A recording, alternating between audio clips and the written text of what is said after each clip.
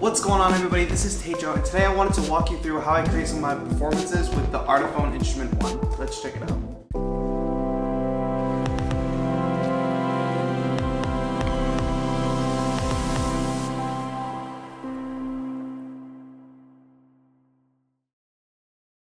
Alright, first things first, if you enjoy live electronic music performances, tutorials, and free sound packs, click that subscribe button down below. If you haven't seen my performances with the Instrument 1,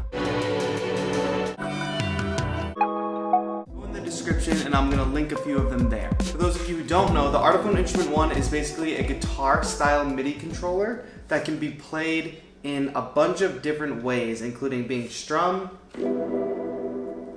There's also a violin style mode, a piano mode, and a drum mode.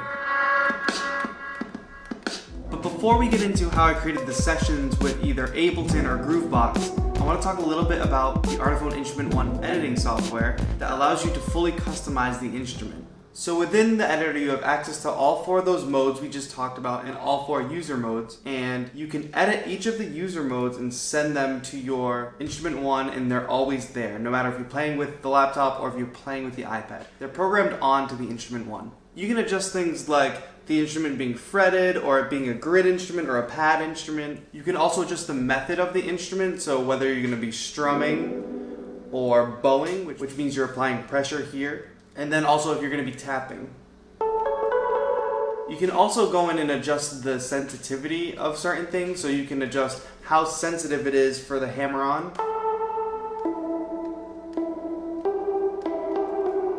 And we're in one of my custom settings that is basically a guitar instrument, so it's meant to be strummed. I've turned up the sensitivity a little bit, and I've also adjusted one other feature that's important, I think, for using this in electronic music. There's two little buttons right here that are basically putting a capo on your Instrument 1. So you can press up or down and it will transpose it up by a semitone or down by a semitone. But there's a setting in the editor that allows me to make these not semitone adjustments but octave adjustments. And that's really important in my performances because I'll go from playing a pad to playing a bass, and instead of having to hit these transpose buttons a million times going semitone by semitone, I can now just adjust by octaves similar to a keyboard. Another cool little bonus feature about the Instrument 1 is it actually has speakers both on the bottom and top of the instrument for stereo sound. So this now becomes your audio output device. You can set it right in Ableton Live, or if you plug it into your iPad or iPhone, it just automatically takes over and you're playing out loud like this is your actual acoustic instrument. But now let's talk about how I set up my sessions with the Instrument 1. So the reason I think Ableton and Groovebox have worked out so well is that I'm able to set up sessions that have predetermined bar lengths.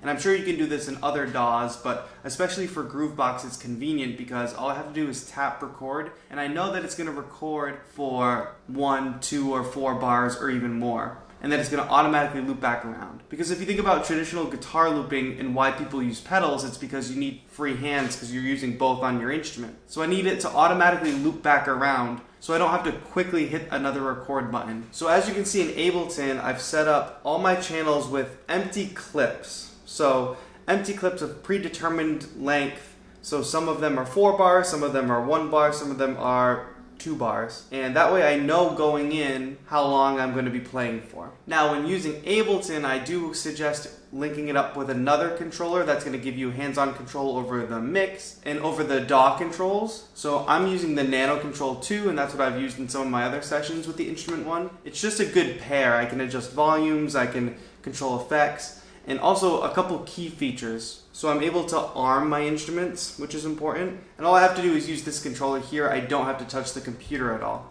Then, since my clips are all there and empty, ready to go, I map the record button on the Nano Control 2 to the session record button on Ableton. So then it's super simple just to record into that 1 bar length loop.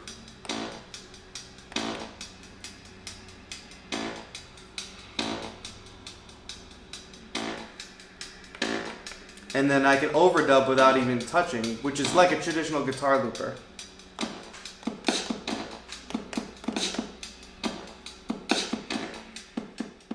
And you notice that I have full control over what mode I'm in right on the Instrument 1 using this knob. That not only controls my volume up and down, but also if I click it, it controls the mode. You'll see the LED light go across. And I have been known in my sessions to forget to switch back from drum mode to strum mode, but that's just an adjustment in making sessions with the new instrument.